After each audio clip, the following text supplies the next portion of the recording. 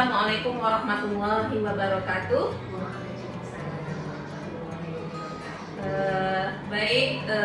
Ibu dosen yang kami hormati, kemudian seluruh teman-teman. Hari ini saya bersama Ibu Wulansari SPDI, SPD GR ya. Beliau ini merupakan wakil bidang kesiswaan di SDIT Rabbani, sekaligus juga wali kelas 4A.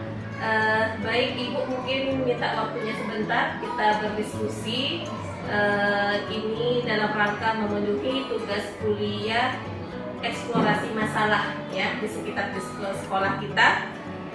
Yang pertama yang ingin kami tanyakan adalah tentang problem literasi mungkin yang Ibu rasakan di sekolah kita, kemudian mungkin kendala-kendalanya, terus mungkin ada pandangan Ibu ke depannya bagaimana supaya kita lebih baik lagi tentang literasi ini. Kesempatannya yang kami berikan di sini berbagi tentang pengalaman gitu ya, atau yang dialami ketika di kelas. Jadi pada saat awal-awal tahun pelajaran kami mengadakan diagnosis awal. Diagnosis awal itu untuk mengetahui tingkat kemampuan awal siswa. Kan ini baru 3 bulan belajar ya.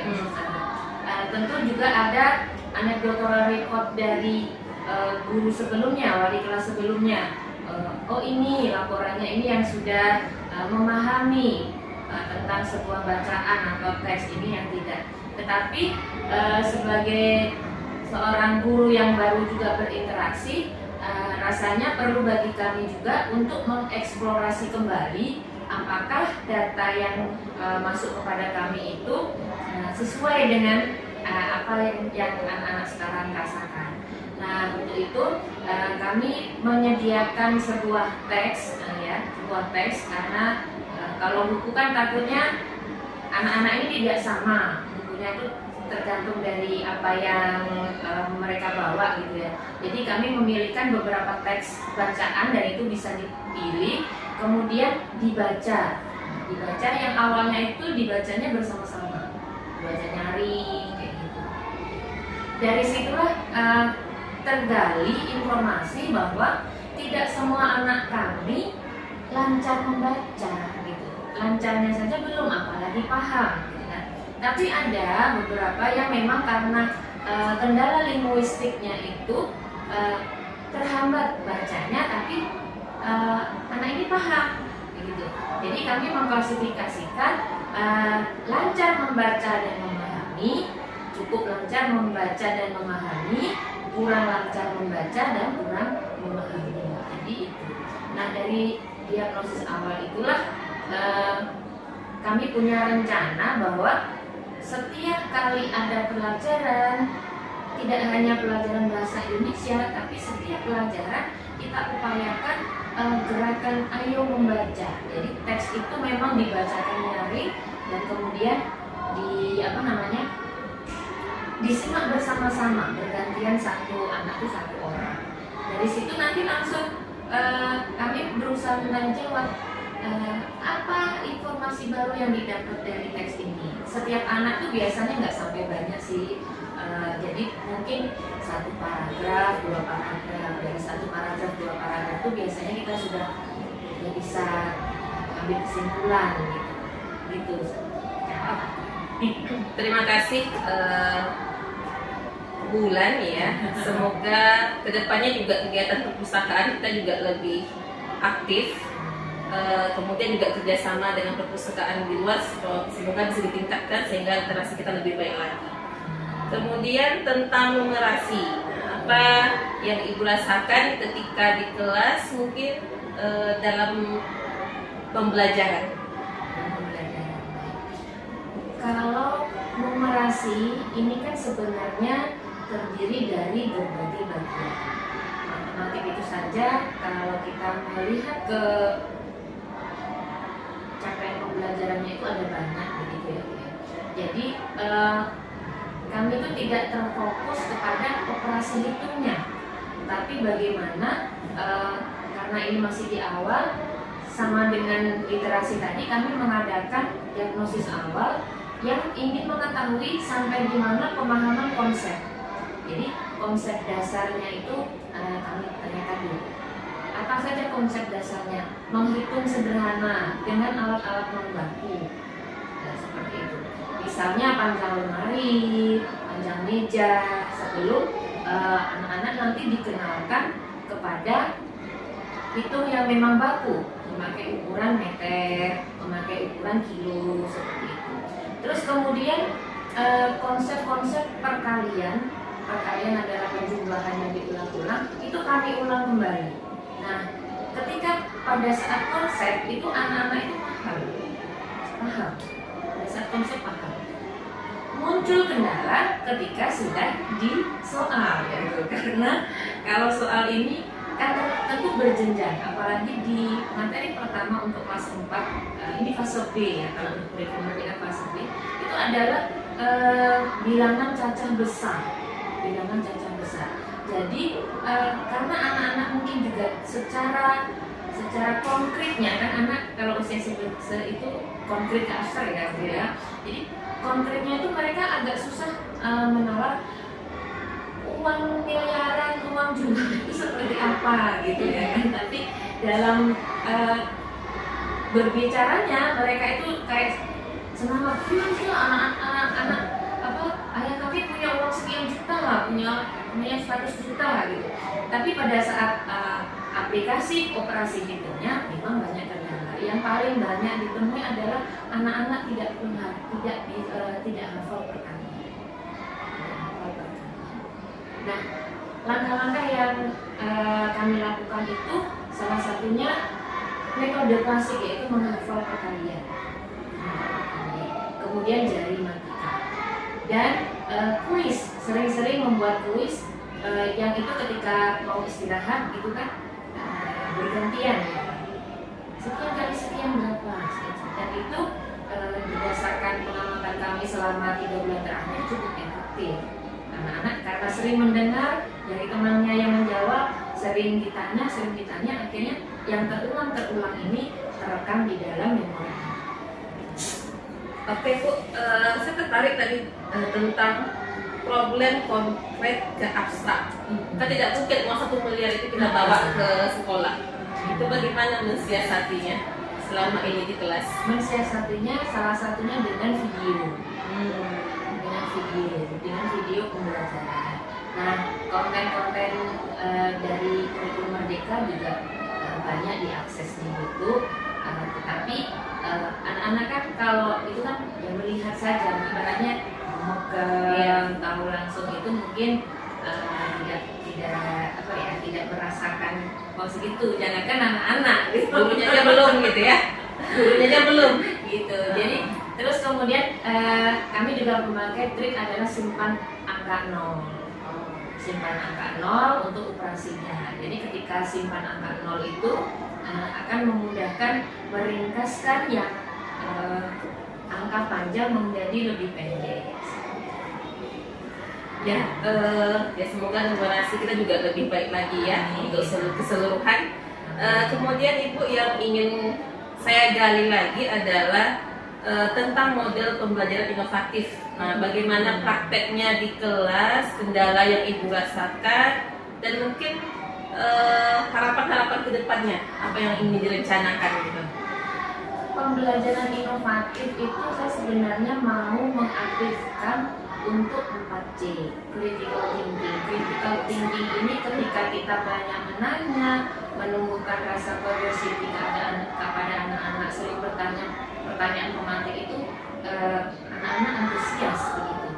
Yang dari 4C, critical thinking, kolaborasi, komunikasi, dan creativity, yang menurut saya agak kesulitan itu adalah di kolaborasi. Di kolaborasi ini namanya anak-anak mereka masih ingin menunjukkan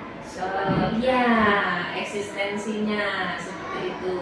Ada juga yang modelnya begini, saya kalau dikolaborasikan pasti nilai saya baik, jadi lebih enak kelompok. Jadi ada kecenderungan mendongkrak teman yang bisa, seperti itu.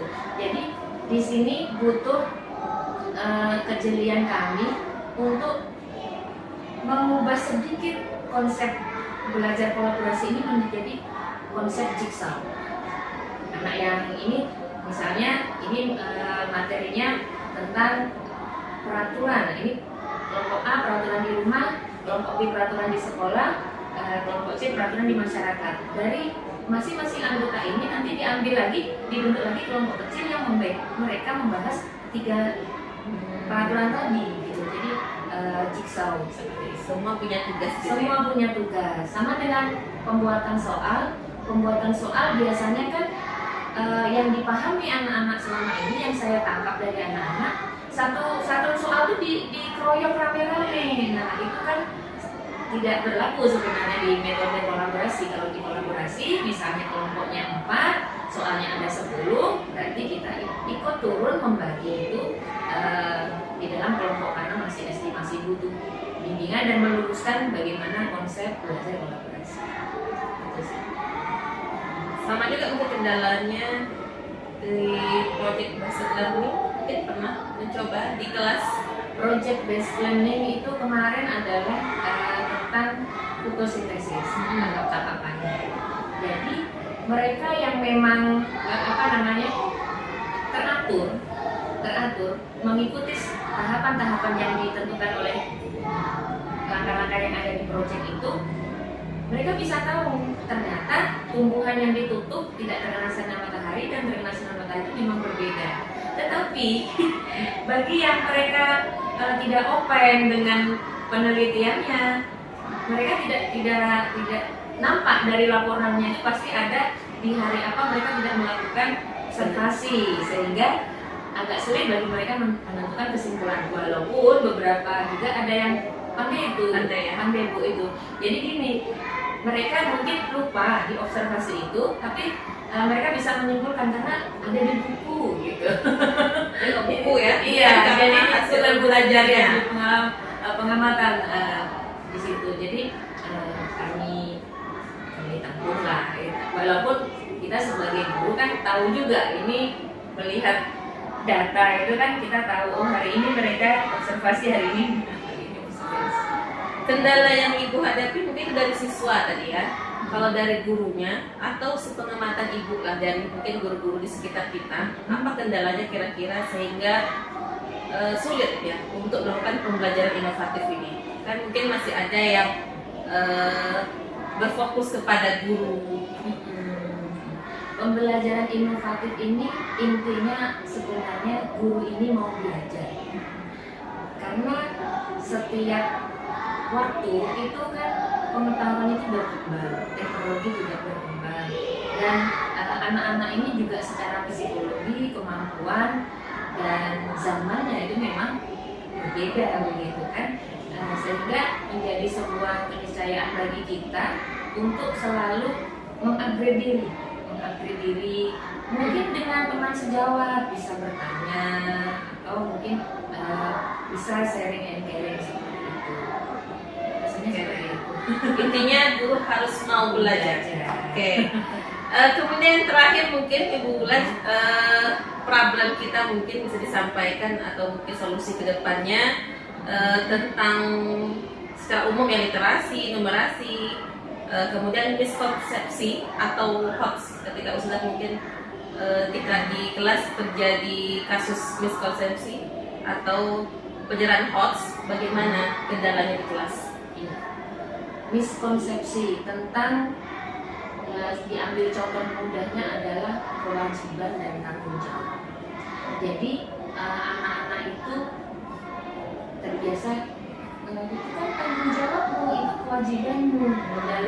Dari pengertian itu saja anak-anak ini sebenarnya tidak salah sih, tetapi ada sebenarnya kan antara kewajiban dengan tanggung jawab itu kan ada berbeda gitu ya. Kewajiban itu adalah sesuatu yang harus dilakukan.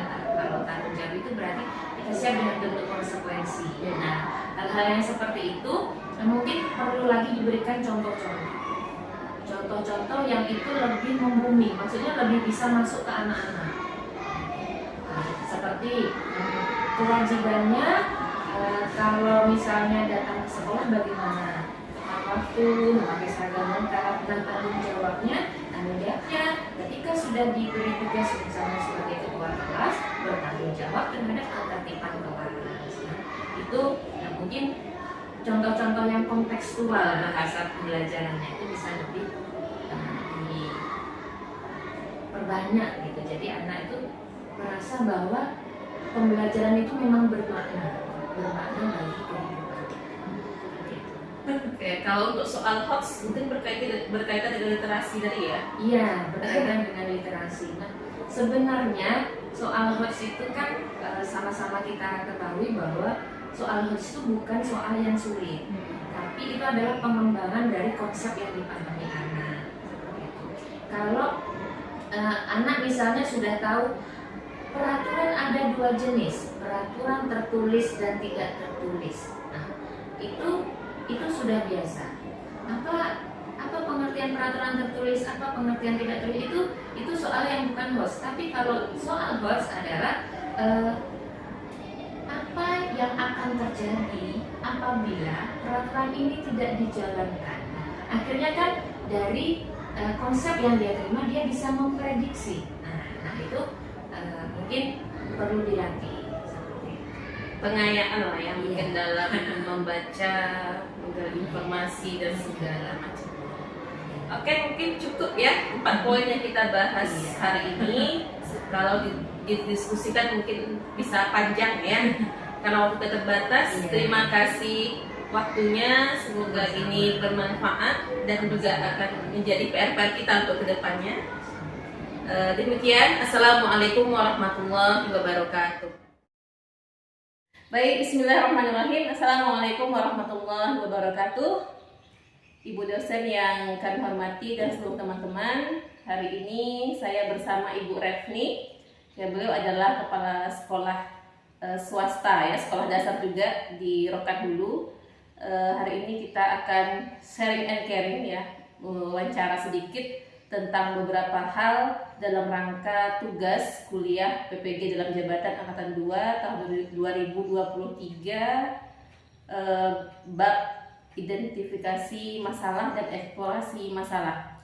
Baik Bu, sehat Bu? Alhamdulillah sehat ya. Di sini saya ingin bertanya tentang pedagogik ya Bu ya. Kira-kira apa saja problem yang Ibu alami selama menjadi guru ataupun menjadi kepala sekolah yang Ibu amati, kemudian kendalanya apa, dan kira-kira solusi yang sudah dilakukan apa saja gitu. Baik, terima kasih kepada Ibu Santri. Tentu banyak problem yang dihadapi, apalagi tentunya sekolah kami kan baru. Yang sangat sering saya lihat yaitu tentang pengelolaan kelas. Jadi masih banyak guru yang tidak menggunakan metode dalam pembelajaran, masih terfokus pada metode ceramah.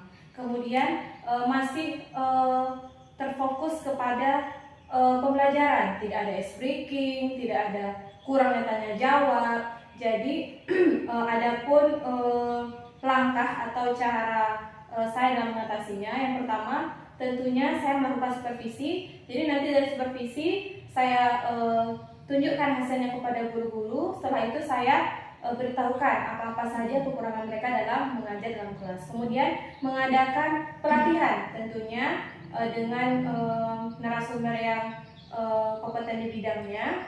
Kemudian lagi melakukan supervisi ulang untuk melihat apakah guru-guru tersebut sudah bisa belum dalam pengelolaan kelas.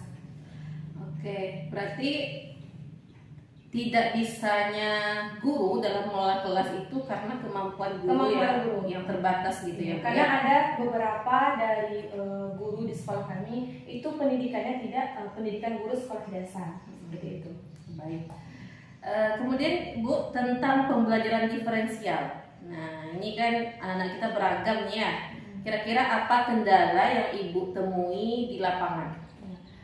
Kebetulan ada beberapa anak di sekolah kami yang anak tersebut sepertinya punya dunia sendiri Bu. Jadi ketika kami panggil, beliau tidak menyambut, tidak merespon, harus dipegang dulu. Begitu juga dalam hal pembelajaran. Jadi langkah-langkah yang kami buat, yang pertama, dudukkan dia di depan pas dekat meja wali kelas atau guru. Kemudian lebih sering menanyakan, sudah dapatkah? Halo gitu, panggil namanya supaya dia tetap fokus. Kemudian ada lagi anak-anak kami yang bicaranya lambat. Nah, jadi tidak jelas seperti itu, tidak jelas. Jadi langkah-langkah yang kami lakukan yang pertama yaitu kami sering mengajak dia ngobrol. Jadi sering menyuruh dia malah untuk dia lebih banyak kosakata. Kemudian suruh lebih sering dia untuk berbicara, maju ke depan untuk melatih kemampuan berbicaranya. Oke. Jadi permasalahan ini kebanyakan juga dibawa dari rumah ya? Dari rumah, mama bawaan. Kemudian Ibu untuk identifikasi masalah dengan hubungan relasi, entah mungkin dari guru ke orang tua, guru ke siswa, siswa atas siswa, itu ada problem yang Ibu hadapi? Untuk awal tahun ajaran kemarin ada, karena ada beberapa guru kami yang baru, jadi mungkin beliau belum paham masalah bagaimana berkomunikasi dengan orang tua, bagaimana berkomunikasi dengan anak. Jadi langkah-langkah yang dapat saya ambil yaitu dengan cara mengumpulkan. Dengan tahun ajaran baru itu kan ada perkumpulan orang tua. Jadi yang pertama saya lakukan memperkenalkan seluruh majelis guru kepada semua orang tua. Kemudian memperkenalkan wali kelas kepada semua orang tua, ini wali kelas 1, ini wali kelas 2, wali kelas 3. Kemudian saya berikan wali kelas kebebasan untuk berkenalan kembali dengan orang tua masing-masing kelas. Kemudian untuk permasalahan tadi guru dengan orang tua ya, sekarang guru dengan guru. Tentu ada Ibu, tapi sejauh ini masih bisa teratasi, dan itu nanti permasalahan waktu mengajar saja, mungkin ada terambil sedikit, guru yang lain mau masuk, jadi jangan hanya itu, jadi masih bisa diatasi. Kemudian untuk guru dengan anak, saya rasa mungkin dalam proses pembelajaran tadi. Baik, tentang pemanfaatan teknologi, bagaimana di sekolah Ibu? Mungkin entah komputer, entah IT, atau mungkin inovasi lainnya? Kebetulan karena sekolah kami baru, kami hanya punya Infokus 1. Jadi Infokus 1 itulah nanti yang kami atur jadwalnya untuk digunakan dalam kelas masing-masing. Kemudian kami punya waktu khusus 1 hari, yaitu mungkin dalam sebulan ada beberapa kali kami nonton bersama. Nah, itu kami gunakan Infokus. Kalau untuk hari-harinya itu kami jadwalkan. Kemudian untuk yang lainnya kami juga punya YouTube. Jadi guru-guru membuat video pembelajaran, nanti di-share ke YouTube, di-share ke grup kelas, di-share ke Facebook, Instagram, ada media sosial yang lainnya. Oke, berarti lumayan sudah berjalan ya Bu ya untuk pemanfaatan teknologi dan inovasi, tinggal meningkatkannya lagi. Baik Ibu, terima kasih diskusi kita atau wawancara kita pada siang hari ini. Semoga kedepannya sekolah kita lebih maju, lebih baik dalam berbagai hal. Demikian, Assalamualaikum warahmatullahi wabarakatuh.